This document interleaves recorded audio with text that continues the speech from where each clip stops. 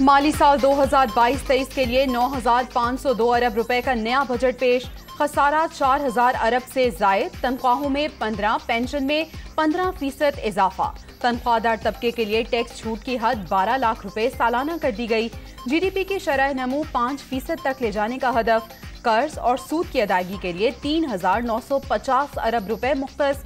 Tax वसूलियों का हदफ 7,004 अरब रुपए मुकर्रर। अफरात ज़र 11.5% पर लाने और बरामदात 35 अरब डॉलर तक बढ़ाने का ऐलान।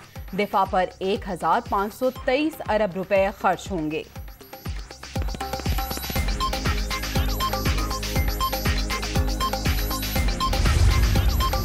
नए माली साल के दौरान लग्जरी गाड़ियां महंगी होने का इम्कान। 1600 सीसी से ऊपर गाड़ियों पर एडवांस टैक्स बढ़ाने की तजवीज़। ट्रैक्टर, ज़रूरी आलात, अजनास और बीजों पर सेल्स टैक्स वापस।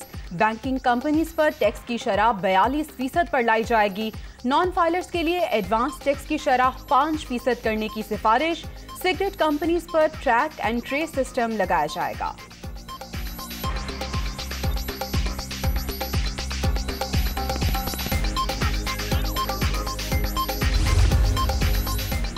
और तवानाई बहरान का खात्मा हुकूमत की तरजीह। सोलर पैनल्स की दरामद पर टैक्स मुकम्मल खत्म कर दिया गया।